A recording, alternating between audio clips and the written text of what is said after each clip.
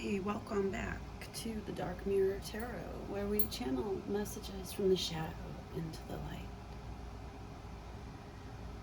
We're here on this journey dissolving our poverty mindset and our lack mentality belief system that has been powering this inner child who has been captaining our ship toward the eye of the storm that we are in. Now, this tower has needed to fall, and we've continued to live in fallen tower energy because we can't seem to move forward out of it. Now, there's a step that we seem to be missing, something that we're like crucially lacking due to like a lack of contact with our ancestors and our true origins. And so we're making this shit up as we go along, a lot of us, right? And here we are at the threshold. We are the maiden, and there is a hunter, and there is a mirror. We're here at the dark mirror, at the threshold. We are the maiden, and there is a hunter. The Seven of Swords energy keeps reappearing. This third party energy keeps reappearing in my algorithm. Relationships aren't working out the way that we want them to. Opportunities that we pursue are sort of just dissolving and like sand, like falling through our fingers, right? So are the days of our lives. And so from the previous reading, though, it's like there are warmer sands. You don't have to hold on to the 8 and 9 of Swords. You don't have to continue to believe that this is all there is.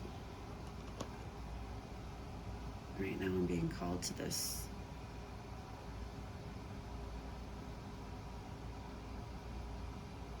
This is a piece of shell that came from Maui. It's so special to me. I'm sorry if this view is wanky for any of you out there. I think it's pretty cool. I'm kind of digging the astigmatism vibes, the liminal space, the threshold, the twilight. Here's these hands again.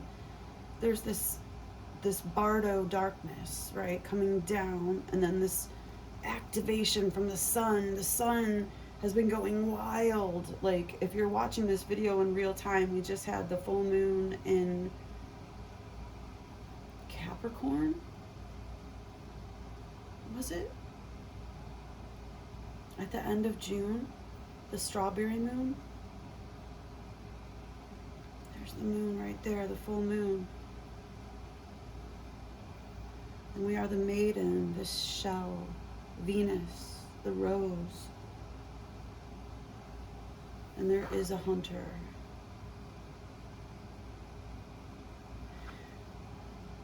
But yeah, the sun has been going wild. It's been so hot.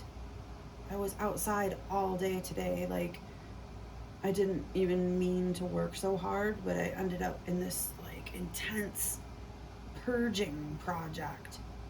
And I found this horde of filth in the garage that I just there was no other way but through. I had to, once I found it, I had to deal with it. And I had intended on setting up the pool. Instead, I ended up disposing of a dead rat, and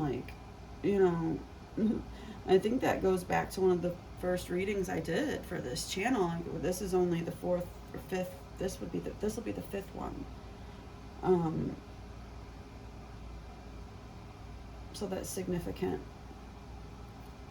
But that Four of Cups from the Wild Unknown with the rat on top of the cups, and it's like, don't shit where you eat. And then, yeah, so needless to say, there's a rat infestation issue in my neighborhood. It's well beyond me. It's a systemic issue, you know. But I've been trying to do my part to like create boundaries around the yard, but at the same time I make the yard very hospitable to creatures. Like, I don't use pesticides. I try to be conscious of letting the native plants grow and garden for the pollinators, you know. Like, I don't try to, I let the lawn kind of be more like a meadow. So it's kind of like, I'm not mad that they're there, but at the same time, you know, it sucks when they're like ruining property, you know. But that's the thing of that Four of Cups, where the rat was like, it's literally shitting in the cups that you're drinking from. You're gonna get sick and fucking die, you know. Like, this aggression cannot stand. There has to be a line in the sand, for real. So we're at this threshold. There is a hunter. Are you the hunter? Are you the hunted? Are you the maiden? Are you Eris, sister of Mars? The maiden that is also the hunter? Are you at the threshold? Are you the mirror? 7:07 on the clock.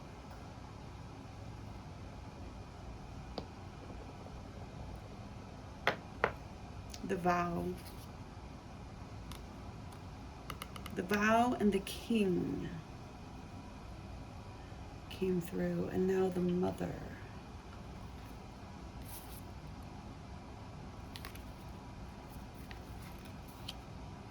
The riddle.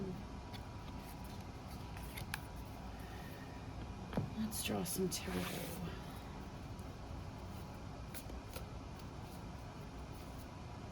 We'll do an as above, so below, and a middle world card, please.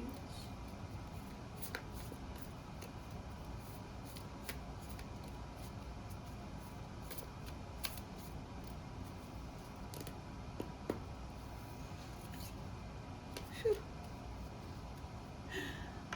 That's our Four of Swords. Okay, so this card has been coming out in like, I don't know, this is the third reading, I think, that it's come out in, out of 5. The doom is going to keep dooming. The swords are going to keep looming. The darkness will continue to gather. It's what it does. This is what we do. When I was a little girl, I remember getting a lamb stuffed animal for like Easter. And it was like a pretty big stuffed animal toy. Like, I could hold it in my arms. Like, it was like a baby lamb size. For me, that was kind of rare because, you know, I didn't always get like the toy that I wanted, just because we weren't super well off, you know. We weren't like really struggling by any means. I'm not trying to complain, but I'm just saying the lamb,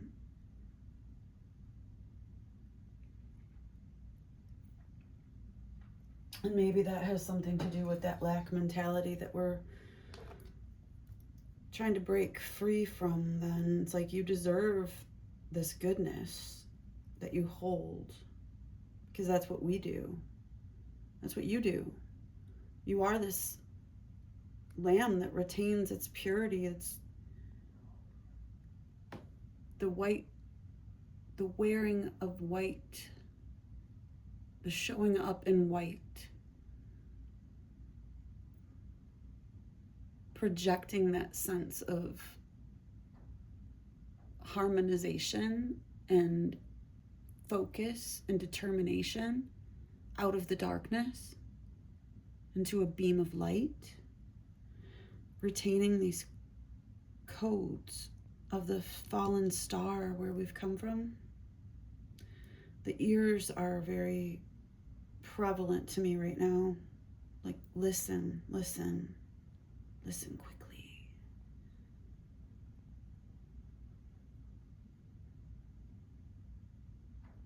For there is a hunter, so we have to be aware.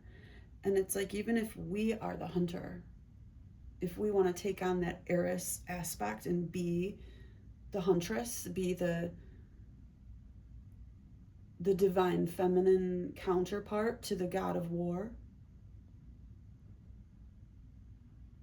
internally,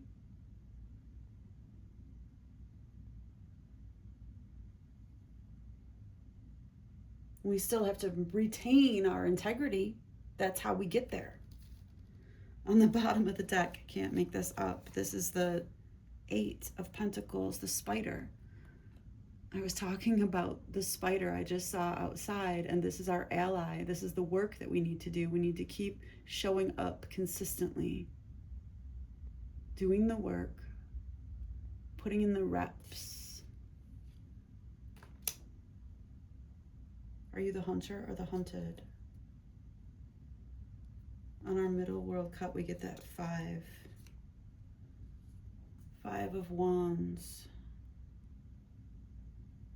The scattered energy. This came out at the end of one of the other readings too. And that's where we're at, really. It's like this lack of executive functioning. We need to show up and do the work and do the reps. This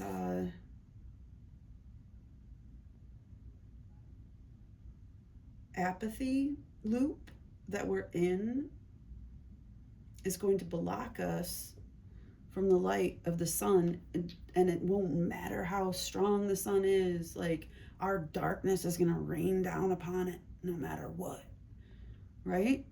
And yet this fire is like fighting back. Like the light is fighting so hard to get inside us so that we can project it back out like the lighthouses that we are. But so many people right now are losing their motivation to be creative.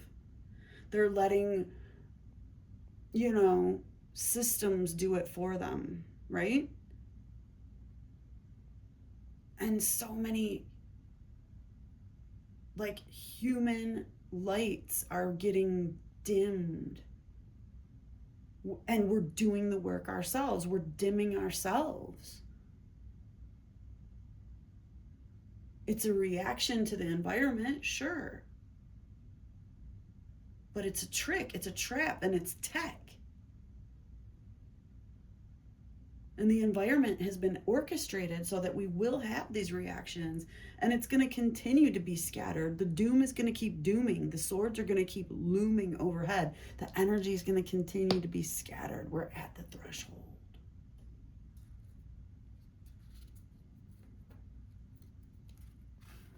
We have a vow.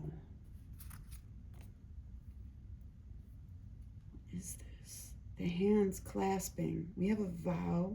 There's a diamond and this bird flying, and it's like 1, 2, 3, 4, 5, 6, 7, 8, 9. 9 black moons on this card. You're not gonna see it really. And I believe this goes back into this story that we're still weaving. It's the hands clasping together. It's the star-crossed lovers. It's these energies from across time, across seas, across continents, across cosmoses, across dimensions that like yearn for each other and want to come together in harmony.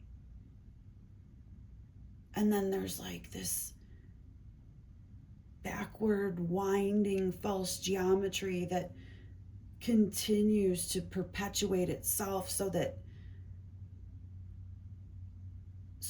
the freaking wheel can't spin the right way, and then the vow can't be like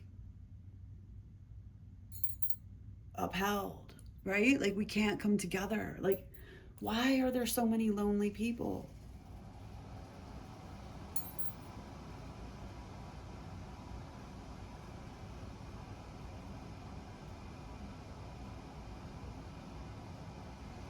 The threshold. We're at the threshold. Okay, and they're using our sexual energy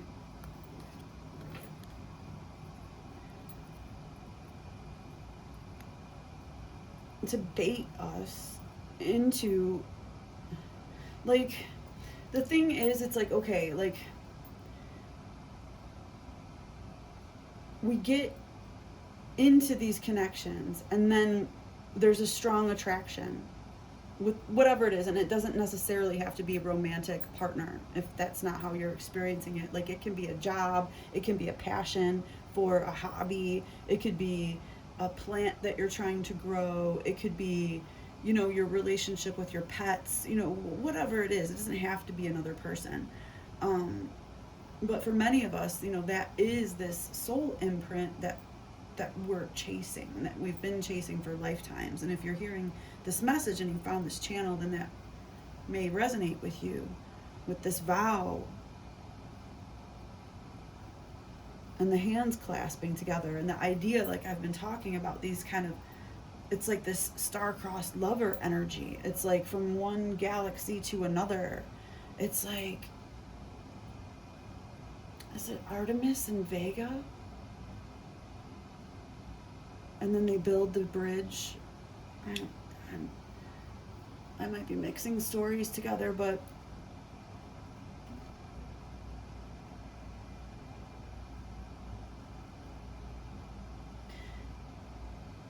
it doesn't have to be a person, but it could be, you know. And it's like we're preoccupied with this still, and it's the hands clasping together, and it's this matrix that's like in place, because if the divine aspects were brought together in harmony, and again, whatever it is, if it's in your hobby, in your job, in your, the way you just pick out your clothes and present yourself to the world, and it's like something is consistently like preventing you from harmonizing with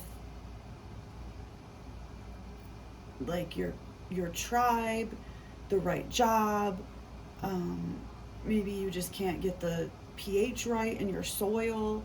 You know, you keep getting spider mites. Like, what is it? Why does shit keep going wrong?